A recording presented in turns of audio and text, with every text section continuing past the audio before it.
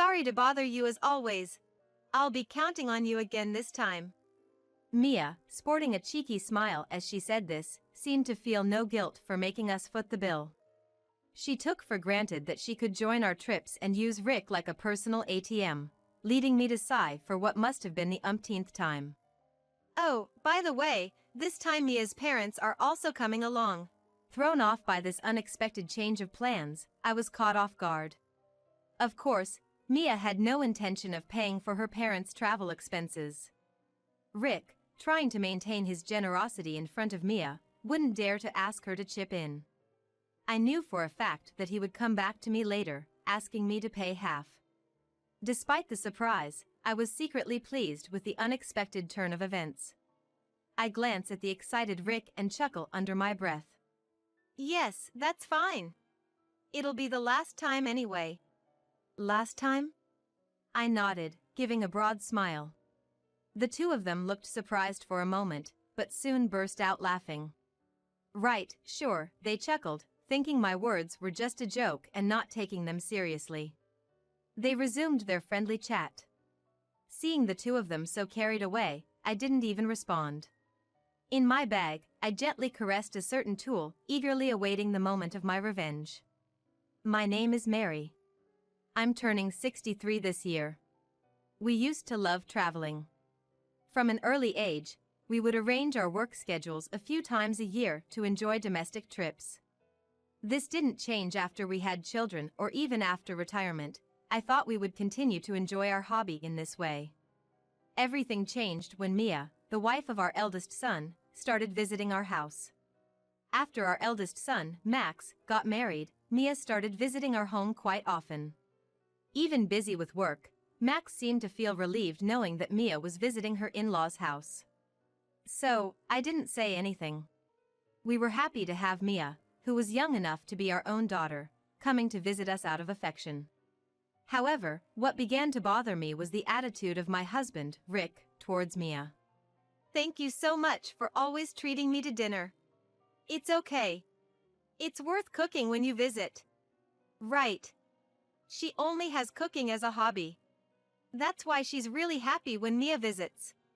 When Rick talked with Mia, he often started to belittle me. He constantly compared me with Mia, who is young enough to be my daughter. Mia has beautiful skin, or you should learn from Mia's sense of beauty.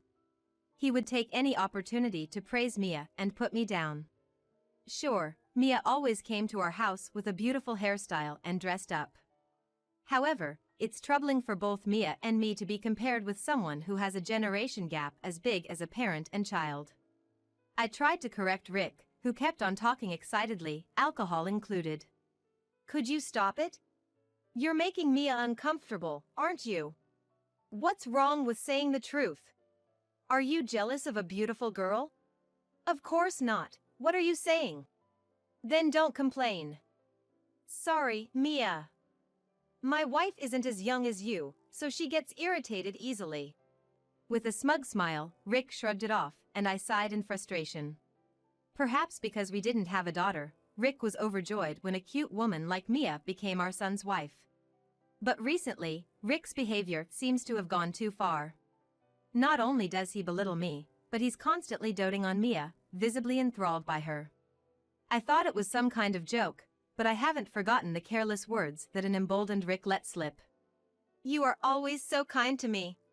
I appreciate it. Yeah? Well, I bet I'm a better man than Max. Hey, what are you saying? Max has always been coward. Unlike him, I could protect Mia. Rick was implying to Mia that he was a better man than Max. The thought of him saying such things to Mia, my daughter-in-law, made me feel repulsed. I hear you two often go on trips. I heard it from Max. Yes, it's been a hobby of ours for a long time. I envy you. Max has been so busy with work, we haven't gone on a trip in forever. Mia kept a bright smile on her face and turned her gaze toward Rick. I felt a chill at her expression, anticipating Rick's next words. Really? How about joining us on our next trip? Are you sure? I feel a little bad. Rick brightened his expression and said this to Mia while grinning. He didn't seem to care about my opinion at all. Mia, too, showed no sign of holding back, even as she said she felt bad. She glanced at me, cupping her cheeks with both hands. But I don't have any money to spend freely. Don't worry, we invited you, so we'll cover it. Right? Oh, yes, I guess. When Rick looked to me for agreement, Mia took Rick's hand with a triumphant smile, expressing her gratitude. Perhaps it was my imagination, but Mia was indeed smiling at me with a narrowed, contented gaze. We're planning to head out at the beginning of next month, so be ready. Yes. Got it, thank you. In the end, the two of them were getting excited without even considering me. All I could do was watch with a cold gaze. So what are we going to do? We haven't reserved a hotel room for Mia. Well, we'll have to do it now, won't we? Please take care of it. Why should I have to do it, when you were the one who happily invited her? Why are you being so cold, knowing Mia is coming? After Mia left, when I informed Rick that we had only made reservations for two, he said something absurd. Despite his pompous demand of be kind to Mia, Rick didn't lift a finger to make the hotel reservations or even secure the theater tickets we had planned on. What's more, he even hesitated to cover the costs, despite his grand boasts. Yet, despite his attitude, he made the creepy joke of, if need be, Mia can sleep in my room, which left me at my wit's end. This discomfort, naturally, continued during the trip. Even during the trip, Rick never stopped trying to appease Mia. After Mia expressed disinterest in the theater, I ended up wasting the tickets I had prepared and had to change our plans. It was quite frustrating. I was frustrated with Rick, who, without reproaching Mia, wooed her while being lovey-dovey. Listen, Mia. We appreciate you coming with us, but it's a problem if you mess up our travel schedule. Oops. Oh, you're right. I'm sorry. Your husband is so kind, I just got spoiled. That's fine. I'm happy when you rely on me. No matter how much I conveyed, Mia would wink at Rick, and a peculiar pattern where Rick would rebuke me in turn was established. Mia, clearly understanding that Rick was on her side, was often seen making manipulative comments. And whatever I said, Rick would only brazenly retort, "What's wrong with pampering my daughter?" I'm sorry, I'm always the one having fun. Really, I must be a nuisance, right? Not at all. I'm really enjoying having Mia with us. My wife is the one who is more of a nuisance, always complaining. Do you really mean that? Once Mia tasted the good life, she started coming to our house just in time for our trips and naturally started accompanying us. Perhaps Rick had been inviting Mia in advance, knowing that he was going to travel. I was not informed about any of this. Despite that, the extra travel expenses due to Mia were mostly left to me. During the trip, Mia always left the payments to Rick, never even attempting to open her wallet. In fact, she didn't even bring a wallet. This is so cute. I want it as a souvenir. That's okay, I'll pay for it. Let's go buy it. Really?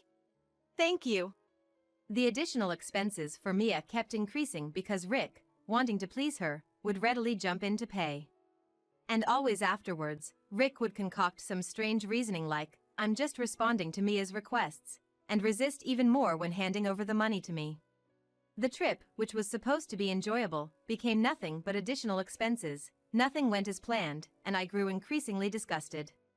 Such trips continued time and again, causing my irritation to intensify. Since talking to the two of them did not solve anything, I decided to complain directly to Max about Mia. However, the response that came back from Max was beyond my expectations and was extremely harsh. Hey Max, Mia has been tagging along on our trips forever. Can't something be done about this? I said. Well, I've heard that Dad is happily inviting Mia on these trips, you know? Max replied. The problem is that they decide everything on their own. And they won't pay a dime. Oh? Wait a minute. Isn't that strange? I've heard that Mia actually pays for her own expenses, right? From what I could tell, Max seemed to have been fed a distorted story by Mia. He seemed to completely believe the tale that Mia was paying for her own expenses because my husband Rick was insistently inviting her on these trips. Of course, I hadn't received a single penny from Mia, and given Rick's personality, I doubted he had either. And yet, Max seemed to think I was making up this story to spite Mia. That's absurd. If that's what you think, she doesn't have to come anymore. Mia is trying to get along with you guys, you know. You don't have to talk like that, right? Why should I get along with someone who fabricates lies and makes others out to be the bad guys? I tried to explain the truth to Max, but I didn't have any concrete proof that Mia wasn't paying for the trips. Max seemed to be in a dilemma over whom to trust, me or Mia. Later, Max apparently talked to Mia again, who stuck to her story that she was paying her fair share. In fact, she complained to Max that it was unfair for me to claim she wasn't paying when she was, and that she felt unliked. Overwhelmed by her tearful appeal, Max sighed over the phone, seemingly taking Mia's side. At Max's doubt, I was at my wit's end. Mia never takes out her wallet when she comes on these trips. She always says she has no disposable income because she's not working. But she's been telling me that she's paying, Max defended. In that case, isn't she traveling on your earnings? If she really is paying, calculate exactly how much she's put in. In the face of such hostile circumstances, I found myself snapping at Max. I had reached my limit with Mia, who was making me look bad with her petty behavior, and Rick, who was consistently falling for it. In order to obtain evidence to convince Max, I decided to take revenge on the two. Then, on the next trip, Mia came along as always. Her small branded bag seemed to hold little more than a handkerchief and her smartphone, with no signs of a wallet, of course. Sorry for always being a bother. I appreciate your help this time too. As she said this with a smirk, she seemed to feel neither guilt nor anything else about making others pay for her. As usual, Mia climbed into the passenger seat of Rick's car and flashed him a friendly smile. Rick responded to Mia's behavior with a lax face. Seeing the two of them, I sighed again. I might have usually tolerated it all. But not this time. Coughing slightly in the back seat, I glared at the two I was planning to push into hell. About today's trip plan, how about this place? I've always wanted to visit there. Oh, great. I'll take you everywhere you want to go, Mia. I'm so happy. Thank you.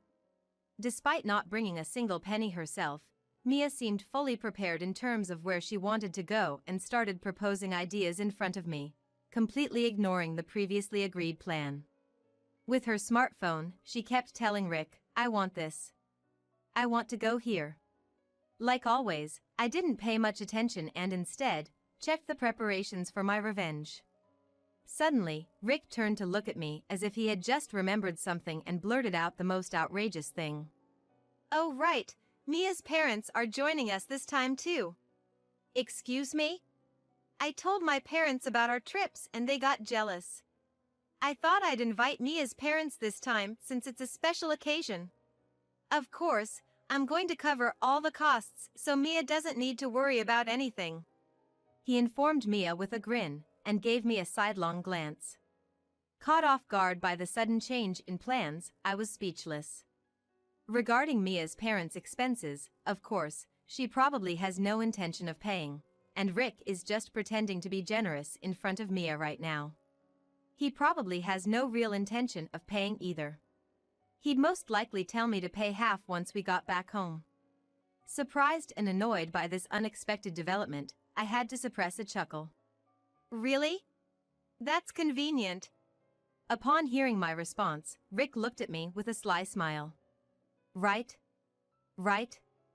He was in such a good mood that he even started humming as he resumed driving. Perhaps he misunderstood that he could now curry favor with Mia's parents with his wife's approval. Or he may have thought that since I said it was convenient, I'd generously foot the bill. I glance at the excited Rick and chuckle under my breath. Thank you so much. No problem. This is the last time, anyway. Huh? The last time?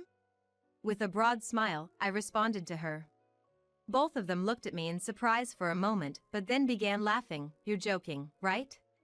They seemed to think I was kidding and didn't take me seriously. Mia is like our own daughter, of course. We'll keep going on trips together, right? Of course. So please keep taking care of me.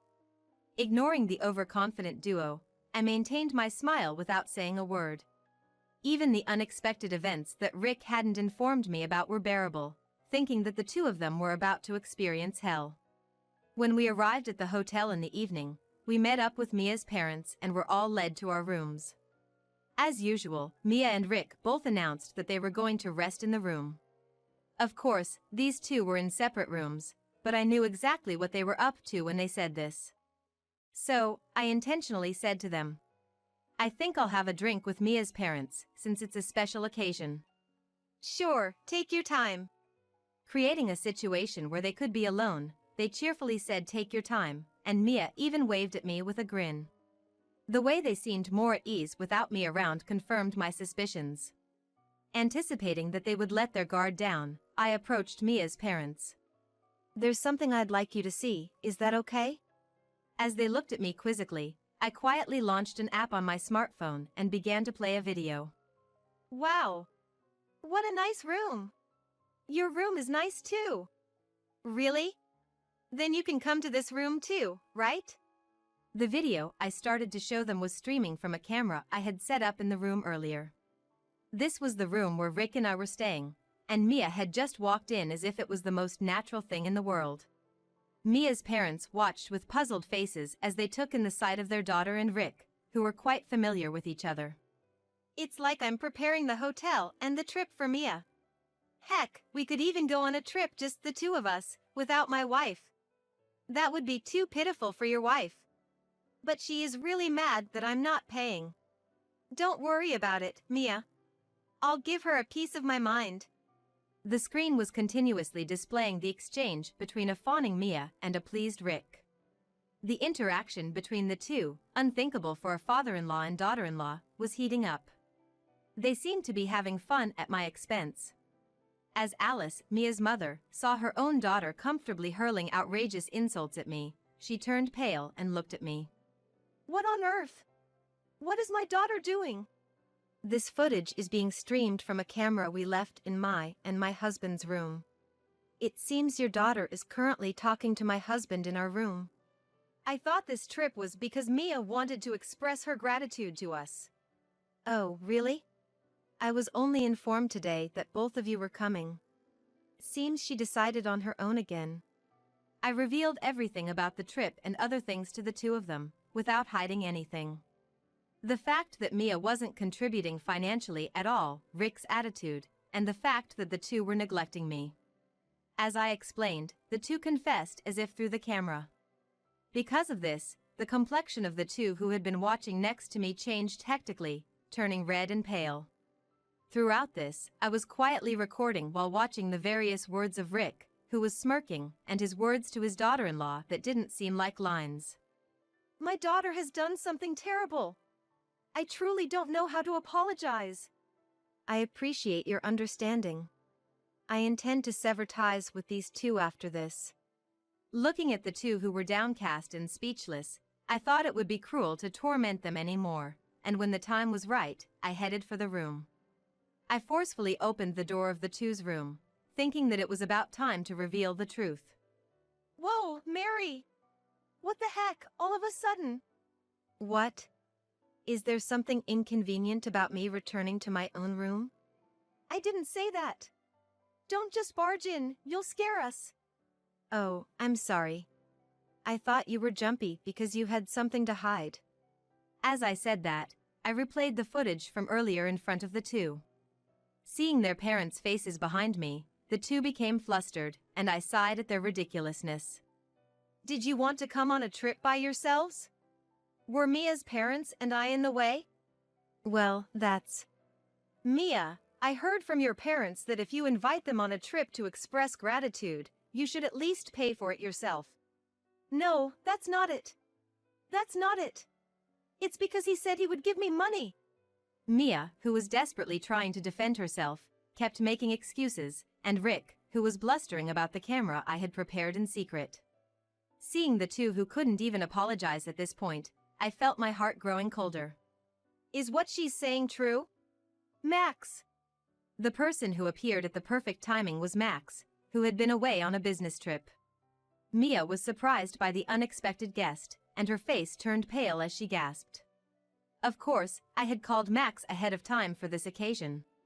Noticing the discrepancy between the amount in the household account and the travel expenses, Max, who had finally felt something was off, was no longer likely to side with Mia. Mia, were you lying? It's not like that. It's because your dad said I didn't have to pay. I just took advantage of that. Please believe me. Oh, really? You've been making me pay because you said you were short of money because of Mia. I operated my smartphone and replayed another video at full volume. It was a pathetic conversation where Rick was reluctant to pay for the trip. Because I feel sorry for Mia, I'll cover her expenses, and you also wanted to go on this trip, so you should pay for it, echoed Rick's nonsensical remarks throughout the room. This guy, he's so broke that he has to make me pay. What? He's the worst. I was trying to be a good daughter-in-law because I thought he had money. At Rick's lowly remarks emanating from the smartphone, Mia's true nature finally emerged. The person who sternly condemned Mia, who was wide-eyed and trying to insult Rick, was Mia's mother, Alice, who had been listening quietly in the background. Who's the real lowlife here? I'm so embarrassed as a parent. Alice, with a red face, severely reprimanded Mia. So much so that neither Max nor I had a chance to intervene. You are no longer my daughter. I shouldn't have believed that you were offering this trip as a gift. I didn't mean it like that. This is so unfair. As Mia's voice echoed through the room, I instinctively reprimanded Alice. Seeing this, Rick quietly came over to me and finally offered an apology, saying, "Sorry for trying to look good in front of my son's wife." However, I was fed up with Rick's attitude, which seemed to imply that he expected forgiveness because he had apologized. When we came here, I said it would be the last time. I don't need a husband who fawns over his son's wife anymore. What? Why? I'm apologizing, aren't I? Do you think an apology will suffice?